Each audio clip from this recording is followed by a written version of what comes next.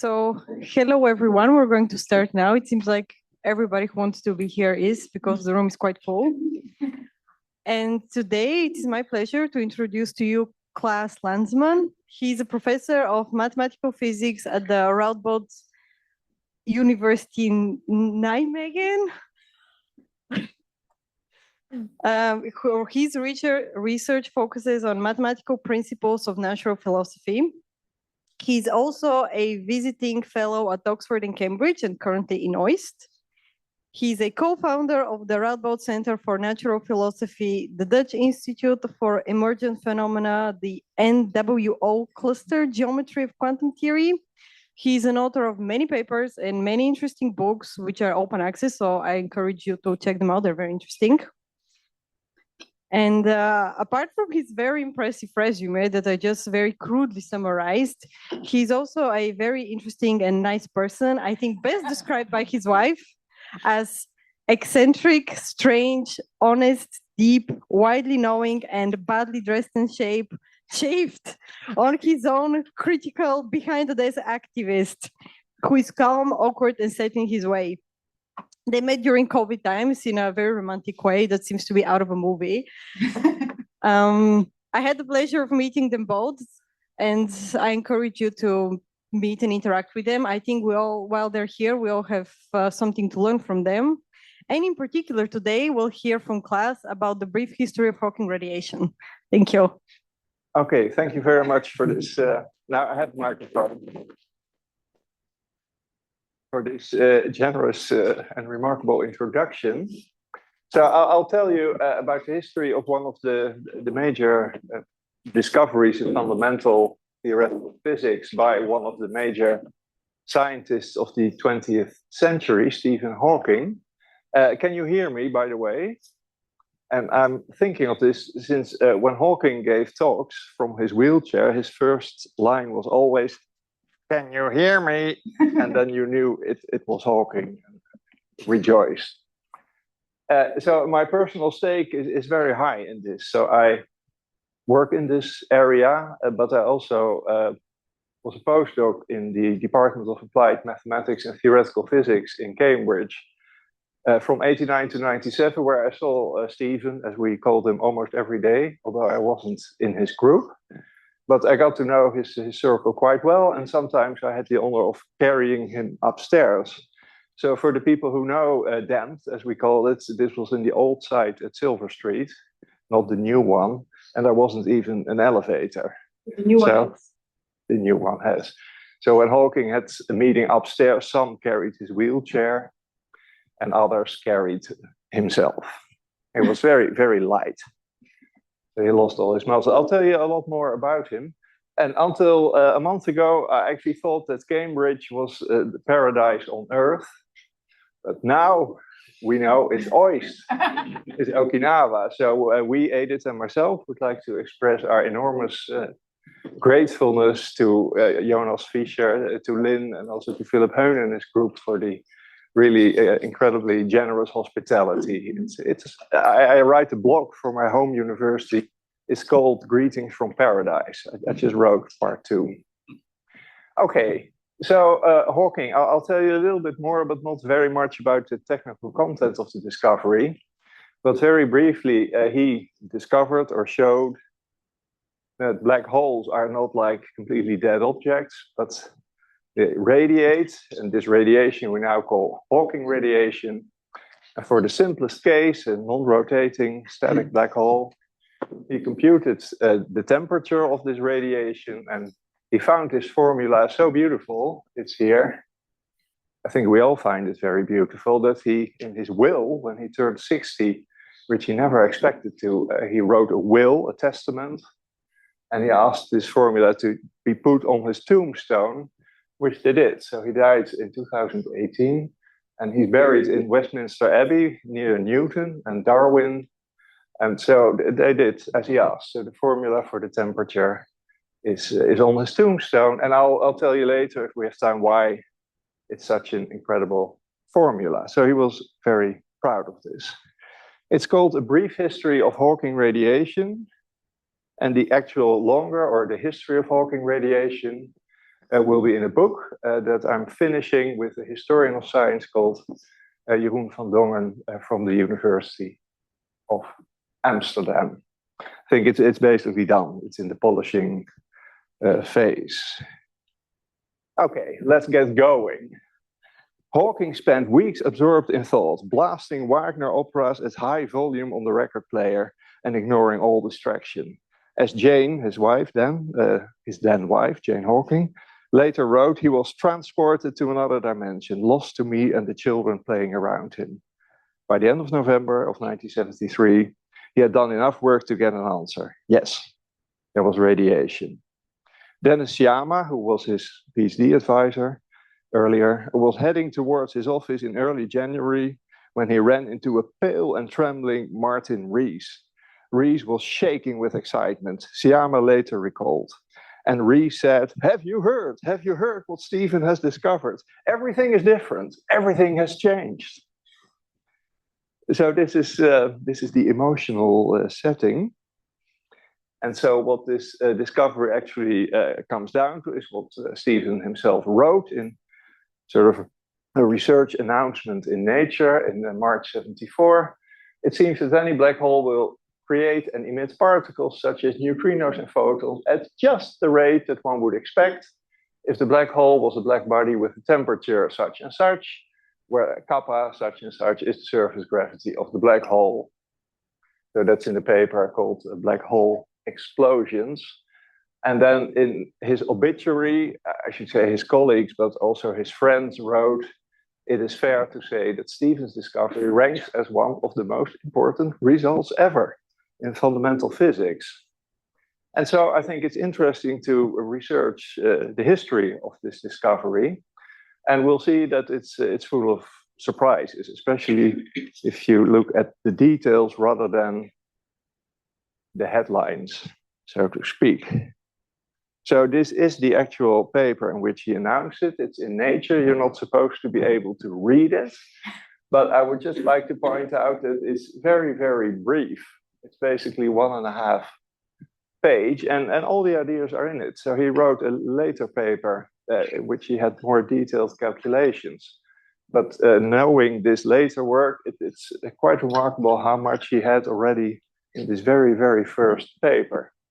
And those who work in the field, which is general relativity, gravity, will know that the second very famous paper after Einstein, the one by Penrose, for which he got the Nobel Prize in 2020, about the sort of the mathematical proof that black holes exist, is also very brief. It's also, that's 2.5 papers, but also all the ideas are in there in very condensed form. So this is what Hawking looked like at the time. So at the time, he was still apparently happily married to Jane. These are 2 of his children. This is Lucy, this is Robert. Later would be another one, Timothy, much younger than both of them. And they actually look very happy. This is in their garden in Cambridge. But in her later autobiography, Jane wrote the following. Stephen emerged from his isolation. So this continues the scene I already read. November 1973, with a winning, triumphant smile, he would announce that he had solved yet another major problem in physics. It was only after the event that these episodes became a joke. I had never learned to recognize the symptoms. At the time, I could only worry that if I took no notice of them, Stephen might really be feeling unwell. Each time I would congratulate Stephen on his success, but secretly I realized that the children and I had joined battle with the irresistible goddess of physics who deprives children of their fathers and wives of their husbands. So I'm not sure how well this resonates, but certainly in the case of Hawking, it was a strong feeling. Okay. So now for people who are not in this field, I would like to briefly mention why this discovery was felt to be as important as these people wrote, one of the most important discoveries ever in fundamental physics, apparently. And there are 2 reasons that I think are a bit separate. I had 1 slide per reason, and this is one of them. And this is very sort of low key. So since Newton, in his book in 1687, Principia, physics is sort of based on the concept of force. And since then, it has become clear, or at least physicists believe that there are four fundamental forces. One is gravity, the one we all notice and really discovered in a way by Newton, or first described by Newton in a serious way. Then there is electromagnetism, and then there are the strong and the weak nuclear forces. And all of microscopic physics is about the last three. And now gravity was successfully described first by Newton himself, and then in a much more sophisticated way by Einstein in what's called his theory of general relativity, which also includes a theory of cosmology. So the Big Bang is part of the theory, if you like. And the other three, the microscopic forces, so the electromagnetic, the nuclear forces, they're described with very similar success in both beauty of the theory and accuracy of the predictions to 8 decimals, so to speak, or 10 even, by what we call the standard model of high energy physics, which is based on what we call quantum field theory, which was completed around 1975. And these are the two big theories that are still with us and give us almost all of theoretical physics. However, general relativity is a classical field theory, whereas the standard model of high energy physics is a quantum field theory. It would like to be all of physics to be described in a similar or in the same way. And this has never succeeded. So there is a gap between the theory of gravity and the theory of all the other forces, and this has never been overcome. And it's one of the major problems in theoretical physics to close this gap. And so the point of Hawking's work and his formula for the temperature of Hawking radiation and his general structure theory of that is that it was the first, I believe, and still the most reliable clue about how gravity relates to the other forces and to quantum field theory. And that's why this is still at the frontier of theoretical physics, even about 50 years later. So that's one reason why this discovery was important. Another is related to thermodynamics. So thermodynamics initially was, I would say, a child of the Industrial Revolution. It seems to have nothing to do with fundamental physics. It was a theory of steam engines, of heat and temperature and work, and also all very practical things. There's a deep theoretical concept of entropy that also came out of thermodynamics. And it's still used in power generation and chemical engineering and fields like that. And thanks to Hawking's work, and also someone else who I may or may not return to, depending on the time, called Jacob Bekenstein, so thanks to their joint work, so to speak, it became clear that thermodynamics applies not only to steam engines and power generation, but even to black holes, in the sense that black holes have a temperature, but they also have an entropy, which is proportional to the surface area of their event horizon. This is extremely unexpected. And one of my goals here, so I'm here until the end of June with Edith, is to understand this. So this is still somewhat mysterious. And that's partly because the underlying concept of entropy is, I think, not sufficiently well understood to really close this field. So that's part of my plans here. Okay, now for those who don't know much about Hawking, here's a very, very brief history of Hawking. So I would say whether or not it's deserved, this is a separate discussion, but at least in the public opinion, and certainly also according to many scientists, so Hawking ranks with Einstein as the most famous scientist altogether, certainly theoretical physicist of the 20th century. So he's on the par with Einstein, Crick and Watson, maybe Sidney Brenner, who you can admire outside. And so his initial influences were mainly Einstein himself, and also another famous mathematical physicist called Roger Penrose, who is still alive. And one reason for his fame is that, as you all know, I think at a very young age, like 21, he was diagnosed with motor neuron disease, or ALS, or Lou Gehrig's disease. It's all similar names. And this is the kind of disease in which most patients, in fact, all patients, die within 4 years and often within a year. And this is also what Hawking himself expected. This didn't happen, so he became actually 76, which is still medically miraculous. And in any case, so he was wheelchaired since 69, got 24/7 care since 1985. In 1985, he also almost died, so his lifespan was just a few hours at a certain point even. But he survived all of this, and this, of course, contributed to his legendary status. Now, I think he has two really major achievements in physics and mathematics. The first is close to the work of Penrose, who proved the mathematical existence of black holes on certain assumption.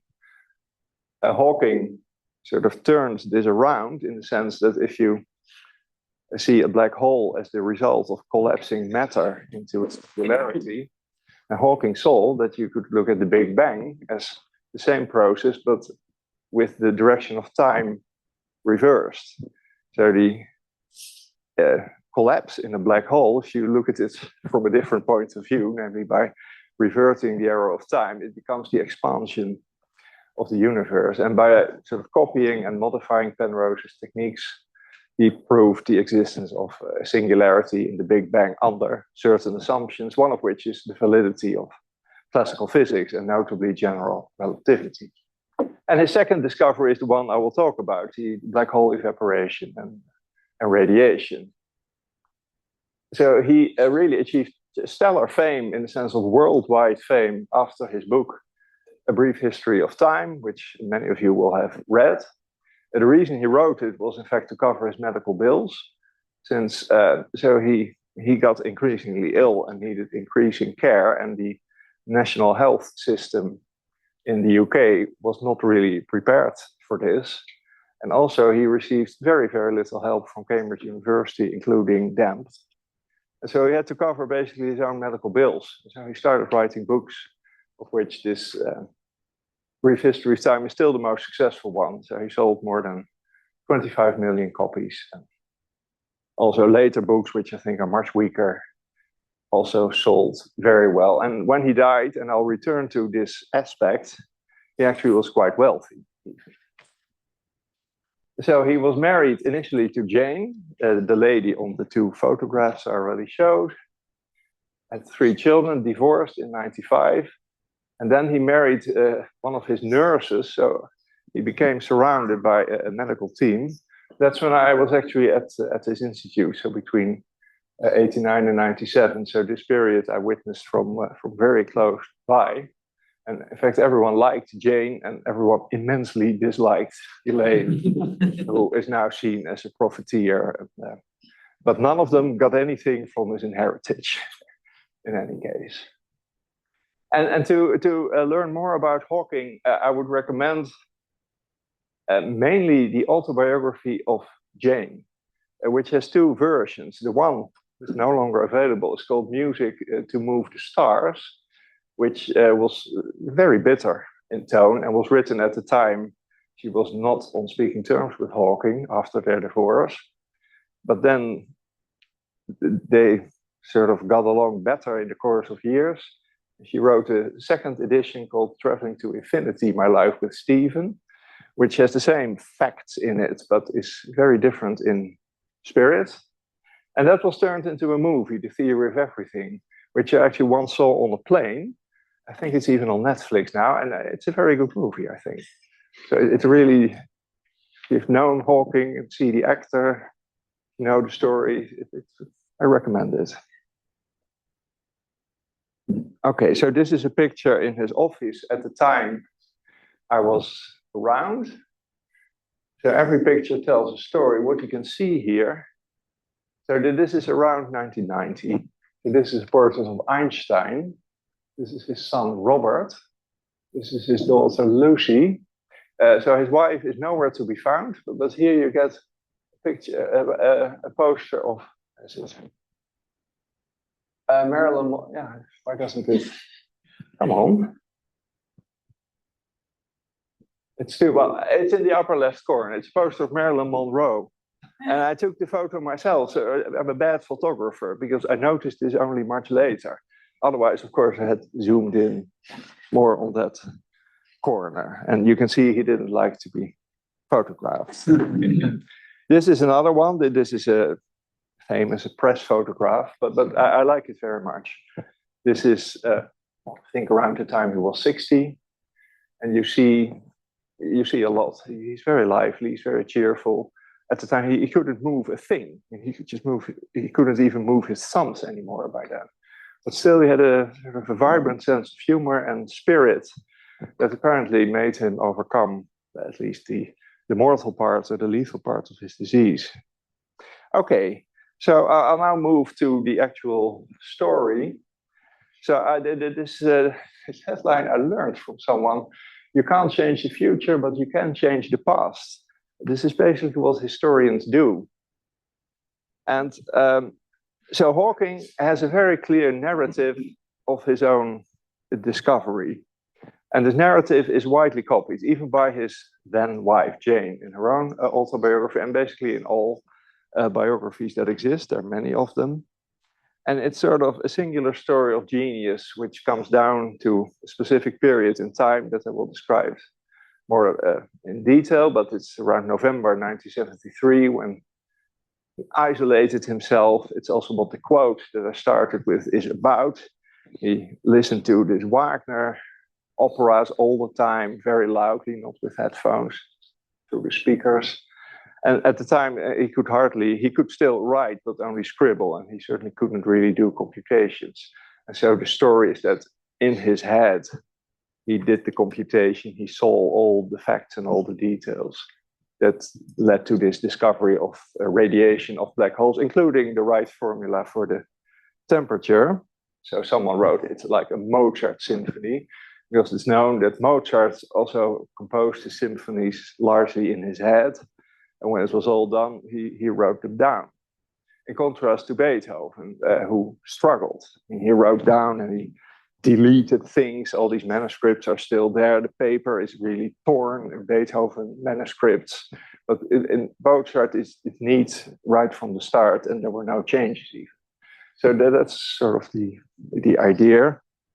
And then parallel to that story is a narrative that is not incompatible with it, basically produced by John Wheeler, who was one of the top American theoretical physicists, PhD advisor of Richard Feynman, for example, who had his own research group in general relativity that is famous, and rightly so.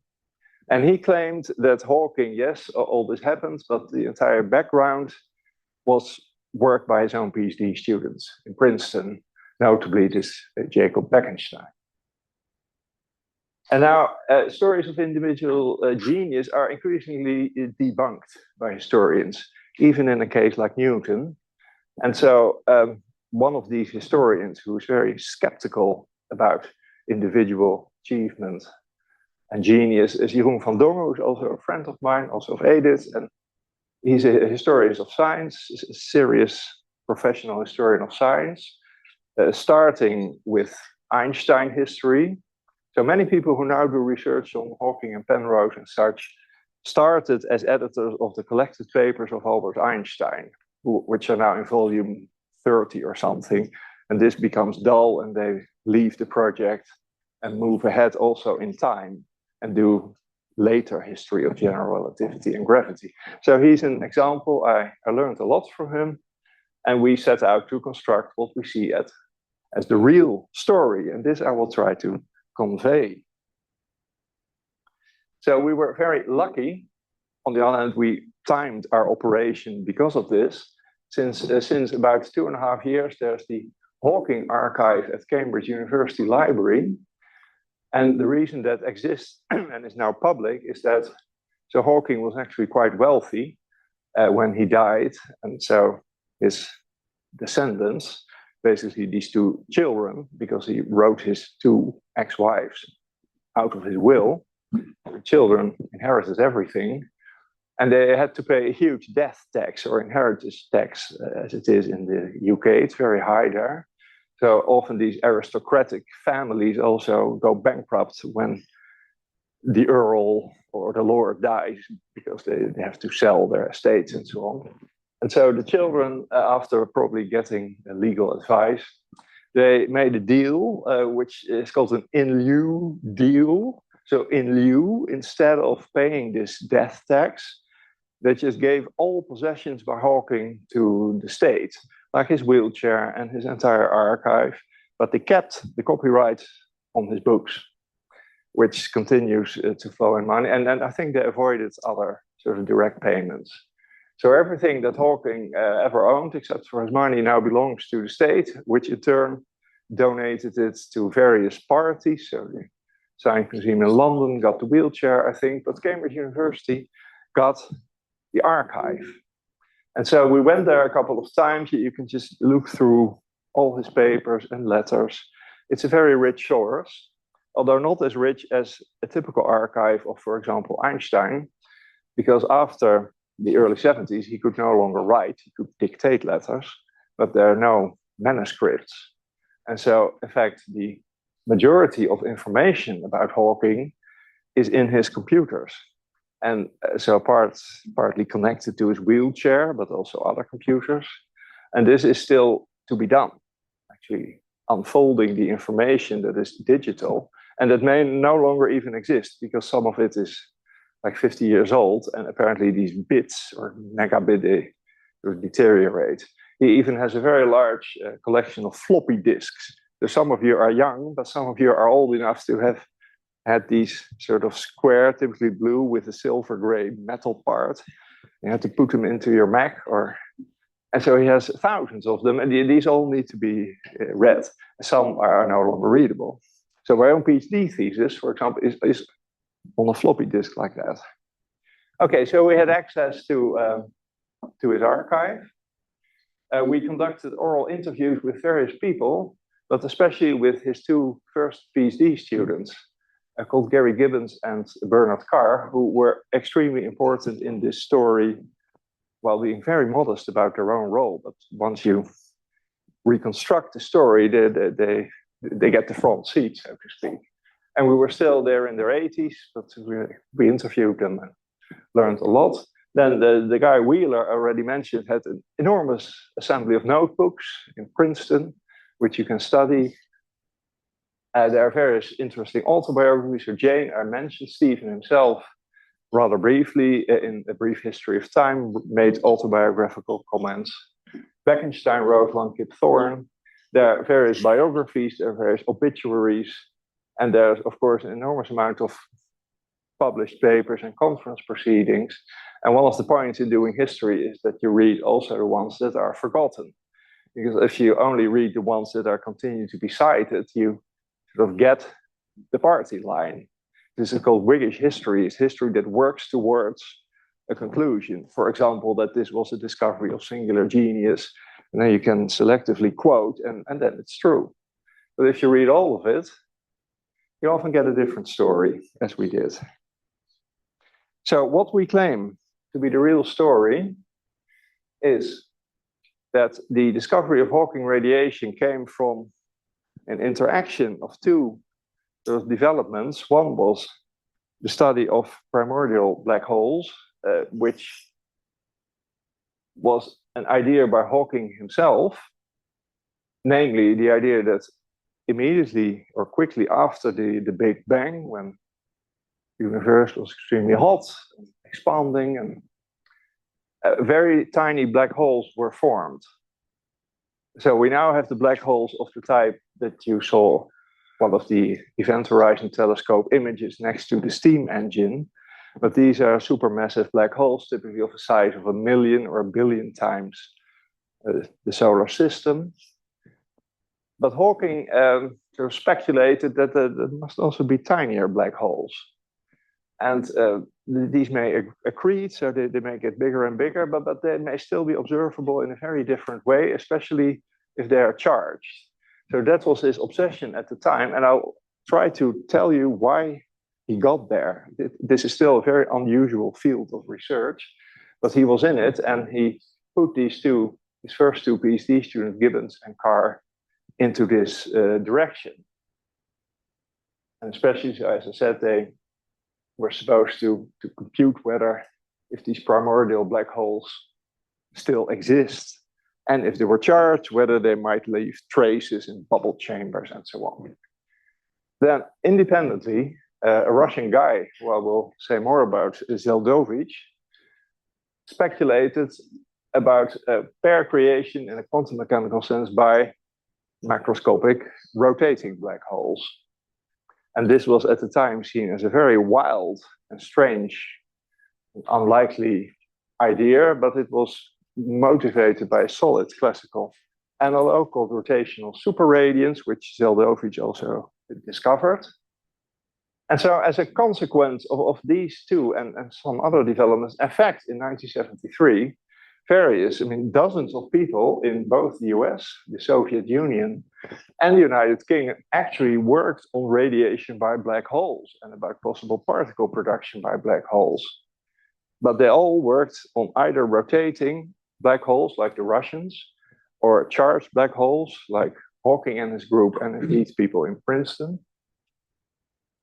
And Hawking took the next step. So he discovered in this singularly brilliant computation in his head that actually, to his initial disbelief, even black holes without any charge or rotation radiate. So if you put it that way, it sounds much less sort of spectacular, because this idea that black holes radiate was very much in the air, at least among certain experts, but in three very different countries. And so the idea that this was such a fundamental breakthrough, if you put it in perspective, it's put in perspective, so to speak. Nonetheless, the computation he did is extremely brilliant.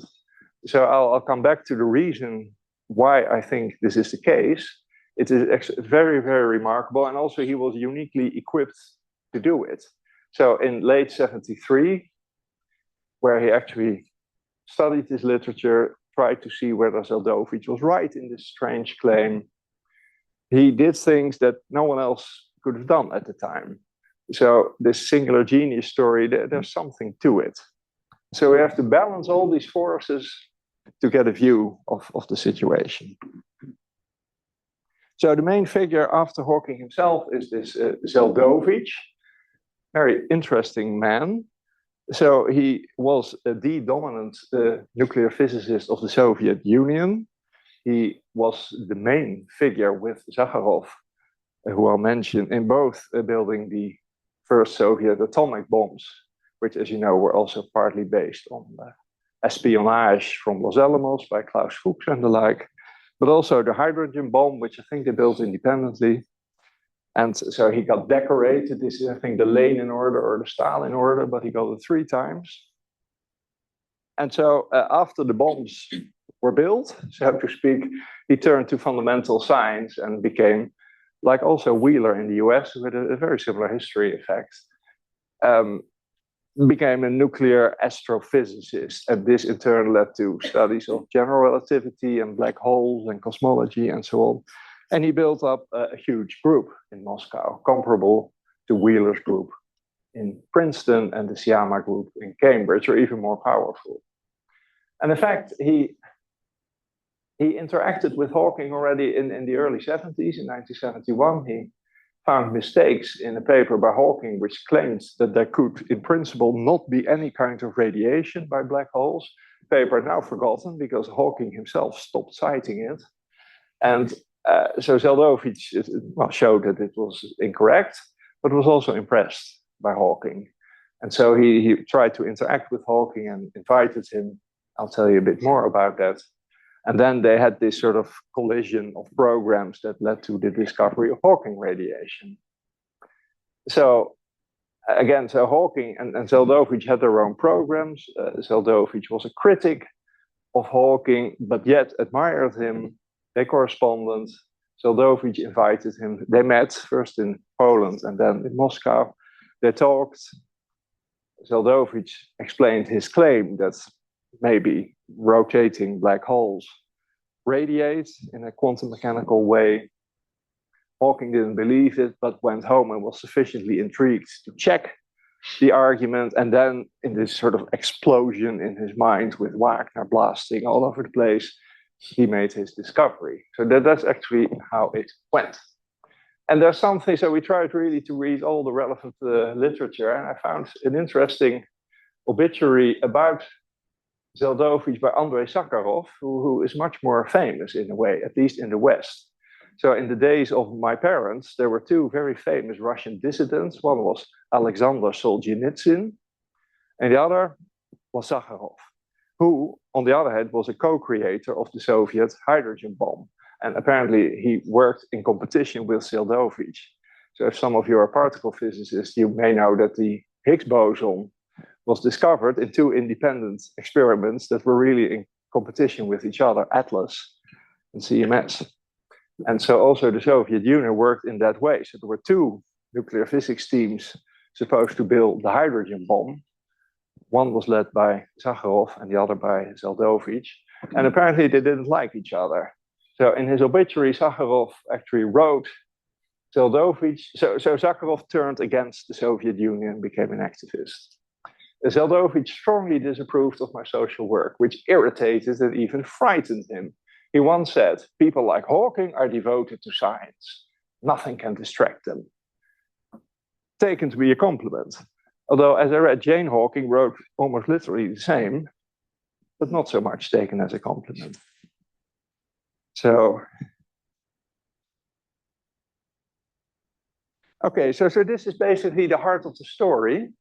And I'll now try to flesh it out by giving increasing detail, though not in a technical way. So if you look at Hawking's scientific biography, he really started out as a mathematical physicist. So his work was supposed to be, it didn't always work, but he meant to be working in a mathematically rigorous manner. And his example and also mentor was Penrose. So his first work, including his PhD, or most of his PhD, was in what we now call mathematical relativity. This was crowned, I don't mention it, by a book by Hawking and Ellis, The Large-Scale Structure of Space-Time, which is still in print, and which is one of the founding documents of the mathematical theory of general relativity. So he worked rigorously. However, around 1970, he sort of turned away from mathematics into more theoretical and even observational science. And this is an interesting phenomenon by itself, and we try to figure out why that was. And there are basically three reasons for this turn. Firstly, so these singularity theorems, so one proving that black holes exist by Penrose, the other by Hawking himself, that the Big Bang necessarily existed. So Hawking and also Penrose felt that this was simply done, that they had to move on, that this was finished, this topic. I actually doubt whether that's fair, because people are still working on it, doing interesting stuff. But that's how they felt. The second reason really is sort of a coincidence that depends on the country, but at the time, the funding climate in the United Kingdom was such that only theoretical particle physics or observational astronomy were funded, insofar as the fundamental aspects of science were concerned. So in England, there's always been enormous funding for biochemistry and fields like this, the Wellcome Trust. But this kind of particle physics, gravity, apparently the funding agency decided people had to choose. Either you do theoretical particle physics, or you have to do observational astronomy, or you won't be funded. And Hawking also described this himself in one of his more serious writings. And then he said, well, so he considered becoming a particle physicist, but this was just before the standard model that I already mentioned, the final sort of theory of elementary particle interactions. And it was a mess. That wasn't there yet, and it was not seen as an attractive field, although it was cleared up in a few years. So if he had entered this, he might have played a role. But he chose the other option, also since he was a theoretical cosmologist in a way. So he went into observational cosmology. And the third aspect is another sort of chapter in the history of science that is now forgotten because it was a failure. but which at the time was incredibly important. And that was the claim by a guy called Joe Weber that he had detected gravitational waves. So if you're in science, you probably know that, I think in 2015 was it, the LIGO collaboration first seriously detected gravitational waves. It was a sensation, it was all in the newspapers.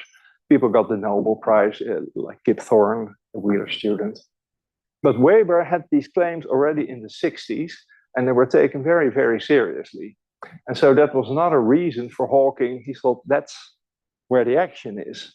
And he even, in another paper, he stopped citing himself and no one else cites. He designed a gravitational wave detector that was never built, and wrote all kinds of papers on observational cosmology. And this also included his idea of primordial black holes. This was basically a theoretical idea. But at the time, so 71, the focus was on how you could observe them, because that's what was funded, that kind of work. And of course, if you're interested in science, you have to think about that. And so that's again where he put his first two Cambridge PhD students on that track. Gary Gibbons and Bernard Carr were supposed to work on primordial black holes and especially on their observability. And in particular, as I said, the hope, or Hawking's hope, was that if they were charged, then they might still leave traces today. And this crossed this idea by Zeldovich, that rotating black holes. So there were two kinds of rotating but uncharged black holes that Zeldovich worked on, non-rotating but charged black holes that Hawking and Gibbons and Carr worked on, and these paths crossed, which is sort of logical that this happens.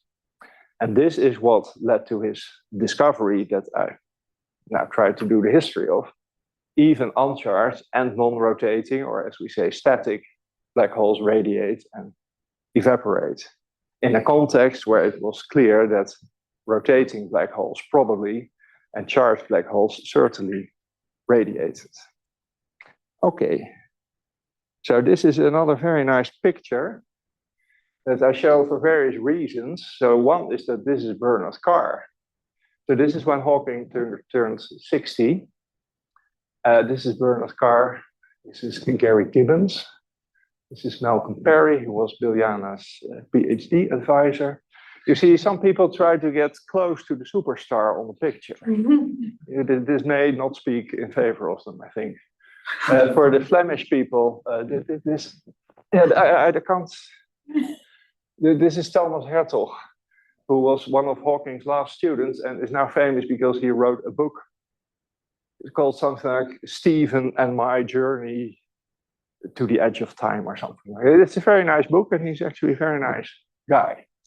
Remarkably, the only female student, a PhD student that Hawking had, is not on this picture.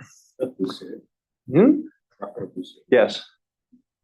Yeah, I know about half of them, but well, okay. So again, what is very nice in this archive, and it wouldn't have been known before, is sort of correspondence between Hawking and Zeldovich. So this is a reply by Hawking to Zeldovich's invitation to come to Eastern Europe. And he actually says it's quite charming that he doesn't know so much about radiation and black holes and so on. He's actually very modest. He would prefer to talk about something else, the isotropy of the universe, but in fact, he did what Zeldovich asked. And so where they met, and this is another really remarkable coincidence of history, Copernicus, of course, the most famous Polish, or altogether most famous scientist of all times, had his 500th birthday in 1973. So the Polish felt they had to organize large meetings to celebrate this. And there were two, one in Warsaw and back-to-back with one in Krakow. And that was the only place at the time where Eastern European scientists like Zeldovich and Western could meet. Because especially people like Zeldovich, who had his head full of secrets of their hydrogen bombs and so on, was not allowed to travel outside the Soviet Union. But for this trip to Poland, which was part of the bloc, he got clearance. And also Hawking and also Penrose went there. they could also go to Poland. And that's where Zeldovich and Hawking first met. So this is another fantastic photo we found. This is in one of these Copernicus dedicated meetings in Warsaw, I think. So this is Zeldovich, this is Wheeler, and this is Chandrasekhar, who's also a famous astrophysicist who won the Nobel Prize. So all these people went there, and this is a very, very rare photo of Hawking, also taken later in Moscow. So you see, it doesn't look very happy. Okay, so these are meetings where East and West met. There are proceedings of these conferences. In fact, even a Nijmegen library had one of them, and the University of Amsterdam library had the other conference proceedings, so we had both of them. And there are only abstracts of talks, but you can still reproduce what was going on. So Carr and Gibbons and Hawking all gave talks. Hawking, of course, assisted by Gibbons and or Carr. And then left an impression, and Zeldovich extended a follow-up invitation to Moscow. So then Hawking and also Kip Thorne and also Hawking's then wife Jane moved on from Krakow to Moscow and extended and continued their discussions with Zeldovich and his circle, which included mainly, I think Starobinsky is the main one who is still remembered. And then to add to the details, it's that Zeldovich explained his theory that rotating black holes radiate. Hawking didn't believe it. Hawking goes back and redoes the computation and makes his discovery. And so it's all, the threat is that it's all like a bit of social history, and this I am actually against. So some historians, in fact most historians, have no training in the subject they write the history of. Van Dongen is an exception because he's a theoretical physicist, but there's still sort of the sociological term. But there is an aspect that as a theoretical and mathematical physicist, I will continue to defend until my last breath. And this is still what Hawking achieved. Despite the whole sociology of the story, he did something amazing. When he got back, had these Wagner operas blasted. Apparently, someone told us he even went to the toilet to escape from his family and stayed there for many hours, locked it up. There's only one that lived in a very small house at the time. Okay, so I would say almost by conspiracy, in 1973, Hawking was really the unique person in the world who could do this computation. And this may be mainly for the expert, but it's only one slide. So the reason for this uniqueness is that he combines all the ingredients. So he knew Penrose's machinery for general relativity. So this is what we could call causal theory, the theory of how light cones behave and so on. What we call scry plus and scry minus, null infinity, future null infinity. This whole kind of language Hawking knew. He knew it extremely well even. And the Russians didn't know it. Russians were much more like physicists. Hawking was still very mathematical in his mind. Then he had the idea that I already mentioned, that you can invert the arrow of time when convenient. And so the way he does the computation is that he actually assumes that an observer detects this black hole radiation. And then he asks, how did this come about? And then he follows the rays, the light rays, backward in time. And although we now know how to do it differently, at the time, that was almost the only way it could be done. It's still very difficult, but that was the insight that if you follow this, what we now call Hawking radiation, back in time and search for its origins, then you get the computation.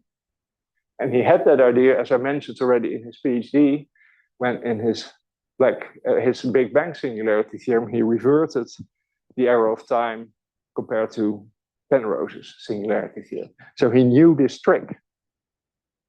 Then there was a guy in the US called Leonard Parker who had done earlier work in radiation on expanding universes. And that sort of amplified this trick because, again, this becomes relevant to black hole collapse by the same idea. And it also suggests an insight that I think Hawking uniquely had at the time, and which is now controversial, which is that Hawking radiation needs the collapse phase. So I'm not sufficiently well in this field theoretically to know whether people still believe this, but this, at least historically, was crucial for his computation. Whereas people like Zeldovich, and also the few people in the US who did similar work, they all used the end product. They used a final black hole as it is after it has evolved. And then they started computing and found nothing in the way. So in Hawking's computation, and again, we should discuss whether this is still relevant, the actual collapse, and again, that was motivated by Parker's expanding universe, reversing the arrow of time, is crucial. And his final, well, another unique insight is that what matters is the event horizon, whereas all other work, Zeldovich and Parker and everyone else, focused on the region where gravity isn't the strongest, which in a black hole is near the singularity. But I think it's now generally understood, and I think Hawking was the first to see this, that this radiation comes from the region near the horizon, which is also where the entropy is localized. And finally, so this is really for the expert, his formula contains the surface gravity. And at the time, very few people actually had heard of that. It wasn't invented by Hawking, but he wrote an earlier famous paper with Bardeen and Carter in 1973, which sort of highlights it. It was invented by someone else. We wrote down who, but I forgot. But he knew this concept extremely well, and it's crucial for the computation. Finally, he had the ability to use concepts from mathematics or mathematical physics in a loose way. So for people who are not in mathematical or theoretical physics, this is hard to understand because theoretical physics looks incredibly mathematical, like econometrics. If you people who are economists, they both admire and despise econometrics. So they despise them because it's aloof from reality, but they admire their mathematics.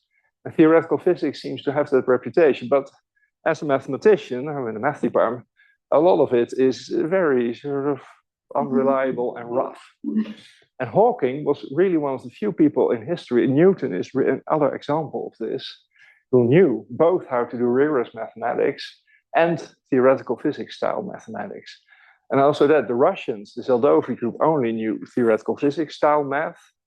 Penrose, who is as great as Hawking, would not compromise in mathematical rigor. And if you look at the computation in details, there's many sort of shaky steps, although they're all right. But the last shaky step whose validity was proved 2 years ago in a Cambridge PhD, supervised by De Fermos. So he had this ability to steer using concepts that were rigorous, but computing in a sort of a looser way. And that was one of his secrets. So I have the highest admiration for this. I'll skip a few things in order to turn to his narrative. So I'll now come to some psychology. So Hawking created his own narrative, not just about his discovery of black hole radiation, but in general. And there are various places where this is sort of most obvious. So one is that in his famous bestseller, A Brief History of Time, he actually includes at the end 3 very short biographies of Newton, Einstein, and Galilei. They're less than a page each, maybe even half a page. But all he says about them is that they were in conflict. They caused conflict. They were rebels. It hardly says what they did, except that they were rebels. He often stressed the coincidence that he was born exactly 300 years after the death of Galilei, on March the 8th of 1942. And I doubt if he realized that he died on Einstein's birthdays, March the 8th. So I don't know exactly under what circumstances he died, but if he had realized this, he would have one last joyful jump probably out of his wheelchair, and then he died. So this is remarkable, but we now see this as a coincidence, to be honest. And so we asked Carr and Gibbons about that side, so they had known Hawking extremely well. And so Carr, so one of these two PhD students, he said something that I really appreciated. So he liked to think of himself as a rebel and felt affinity with Galileo. He was happy to have a result which went against conventional opinion. It was part of his personality. Just the fact that he carried on working as an active scientist made him a rebel. He had no UK funding to support him. The students make things possible, like himself. Conventional society would have said, you are disabled. You have nothing left to do except sit at home and wait to die. He always rebelled against that. And you know, great scientific innovations go against conventional wisdom. Making a paradigm shift implies you're a rebel. This also is related to the fact that he, in his will, as I said, he asked this formula for the temperature of Hawking radiation to be on his tombstone. But so initially I admired this, but then I thought about it differently. It also, as we say, appropriates the formula, because the story shows that there were actually various other people involved. He may have crossed the line first, but there were lots of people in the race. But by putting this on his tombstone, he claimed it, so to speak. And there's another famous grave that I was reminded of by Boltzmann. So Boltzmann, as you probably know, was a famous theoretical physicist who ended his life tragically by suicide. And he has on his grave, which is in Vienna, the Zentralfriedhof, where also Beethoven is buried. So he has this formula for the entropy that every physicist knows as K log W. But in this case, it wasn't Boltzmann who asked this to be done. It was Max Planck who asked this to be put on his grave, and then this happened. So that's very, very different from Boltzmann. And the case I like best is a guy sort of more known in literary circles from the Bloomsbury group, Lytton Strachey, who was a friend of Virginia Woolf and Bertrand Russell and such people. So he just asked in his will, I shall have this engraved on my tombstone.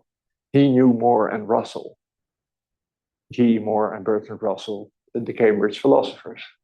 And that's more to my liking. So I could say he knew Hawking and Penrose or something, instead of something I thought of myself. Okay, so as the final slide, this story is still about individual genius, which I do not deny, versus collective, which is also undeniable. So in a way, there is much more continuity in the fine-grained story than sort of the headline story suggests. There is this clear aspect, I would say, of individual genius, denied by my co-author, by the way. This intense and lonely focus of Hawking during this 1 month in November 1973, when he saw all the formula and all the Penrose diagrams dancing in his head, and he did it. But there's clearly also a role with the collective. And this is something we picked up from Bruno Latour, a famous, also controversial French historian and sociologist of science, famous partly because of the biography of Louis Pasteur. And one of the conclusions of this biography of Pasteur is indeed that he operated in an enormous collective that he certainly never mentioned himself, and that tends to be forgotten in individual genius kind of histories. And one of his students, Mialet, actually wrote a Hawking biography along those lines. And she even says that the wheelchair made a huge contribution. And so if you look at the collective, who are they? So certainly Hawking and Gibbons and Carr, Hawking and Zeldovich, inseparable almost in this whole history. Hawking and Penrose earlier. Should you include his entourage? Where is the balance? So where does the collective end? So my co-author actually claims that also Jane Hawking, his first wife, definitely belongs to the collective that makes the discovery of Hawking radiation possible, debatable. Next question, is everyone in the collective exchangeable except Hawking? And would scientific history have been the same without Hawking? And that's a question that Bruno Latour strangely answered in the positive about Pasteur. So he said that actually biochemistry, theory of disease and so on, would be very, very similar without Latour. Maybe a bit later, a bit different. So that's the extreme denial of the individual contribution. And I would like just to navigate between these two extremes. So thank you for your interest.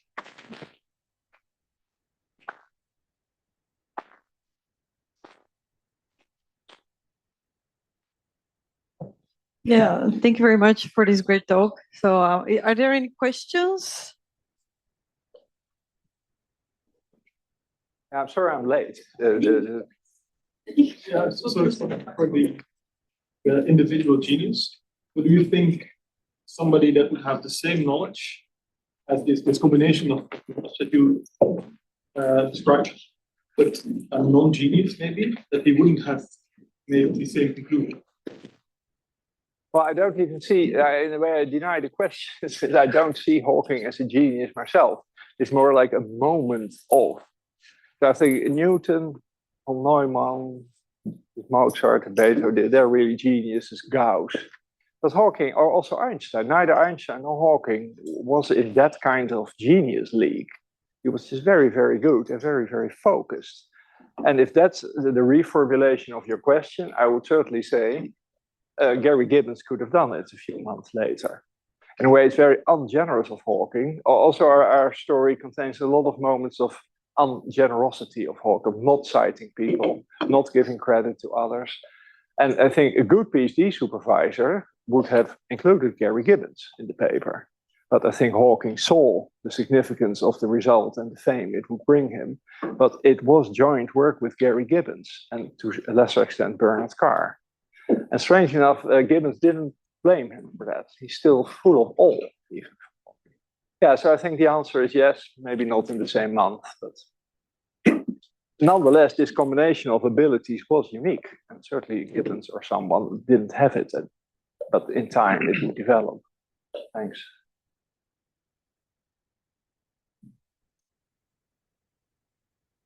Who was the only female student that was not in the picture? Faye Dauger. I don't know why she wasn't there. She also was very close to Hawking. Even when he died, she did the eulogy, as they say, the appraisal. I think there was none. About this thing of giving credit to others, like in the biography of Roger Penrose that you mentioned by Patchenbar, like he kind of mentions that, for example, in results, I know it's not specifically related to Hawking radiation, but for example, to the area theorem, like he says that basically Hawking claimed that the idea came to him in the morning, but then Penrose said actually he had talked with Hawking the night before about basically the same idea, and that he didn't complain that the result was original, but he thought Penrose, or he thinks that more credit should be given to him of the idea. So I don't know if after what you have read, if you tend to agree with Penrose about perhaps. No, yeah, we do. So we analyzed this episode in great detail, also talked to Penrose about this. Well, what is remarkable? So I think the story is true. So Penrose first had this idea of the area law, mentioned it to Hawking. But what is remarkable that this happened in 1971, and that it's 50 years later, 50, that Penrose actually started mentioning this as something that worried him.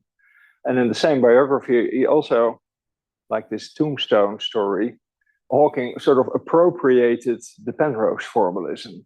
So he began to write later on, when I, Hawking, discovered the singularity theorems, the causal theory that I developed. And so Penrose, quite understandably, is now very worried about that. And also, I think it's clearly wrong that Hawking discovered or developed it. So yes, but I hadn't expected it of Penrose to bring this up, because he is such a gentleman that I had expected him to take this into his grave, this sorrow, this worry. There is a question online. Okay. Thank you for a very interesting talk. I'm interested in what kind of spatial structure exists at the entrance of a black hole due to Hawking radiation when one particle of a pair is absorbed into the black hole and the other is emitted. Yeah, this is not maybe something that's interesting for most people. Who is it? I don't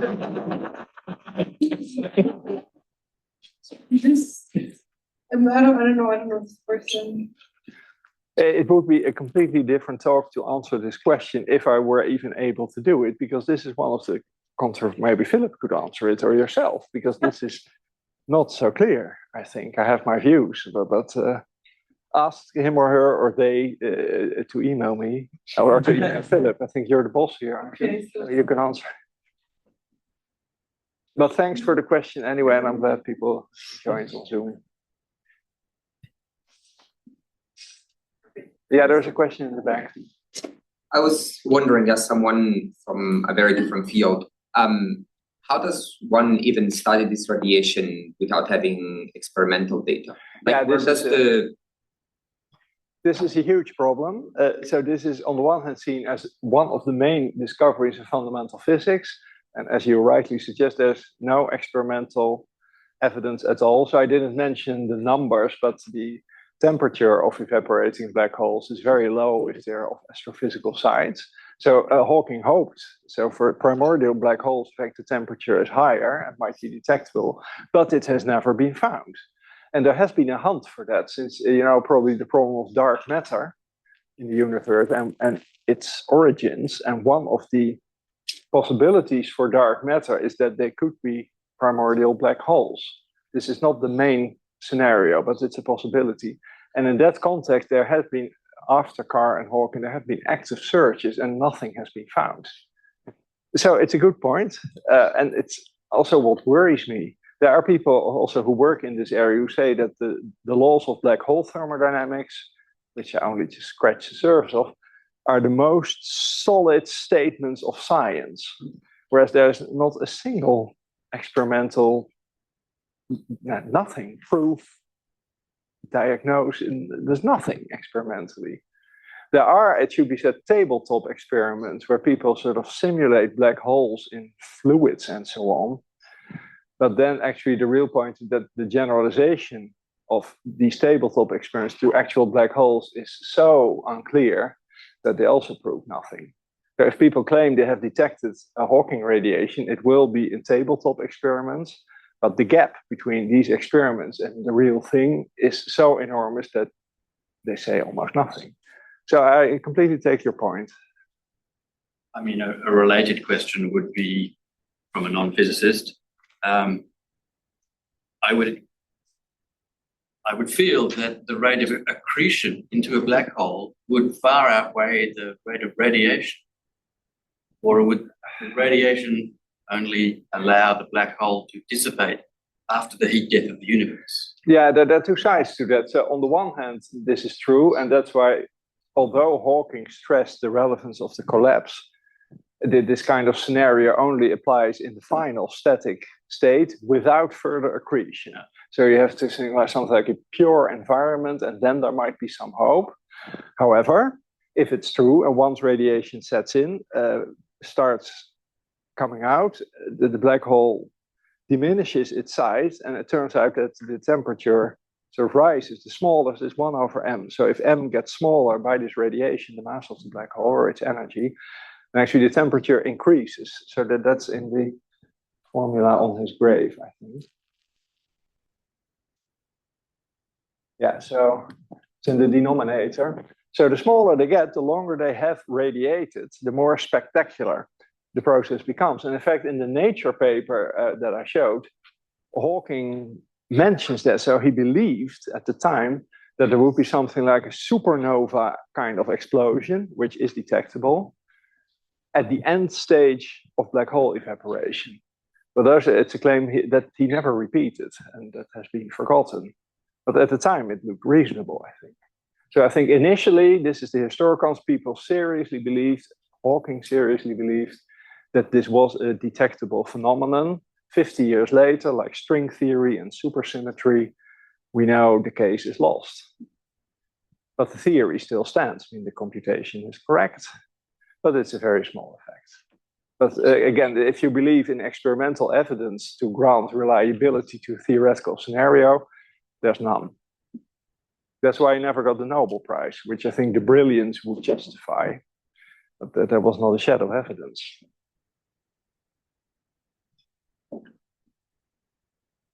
Yeah. Where does your research fit into maybe?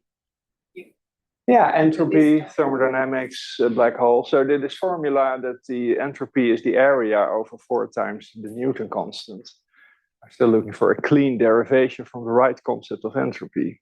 So my private speculation is that everyone looks at the wrong entropies. You have to look at what's called the Kolmogorov-Sinai entropy of a chaotic dynamical system.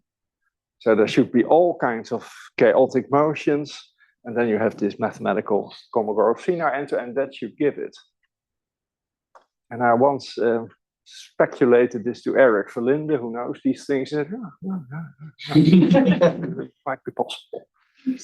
Yeah, so but I'm mainly interested in understanding this formula in a very straightforward way.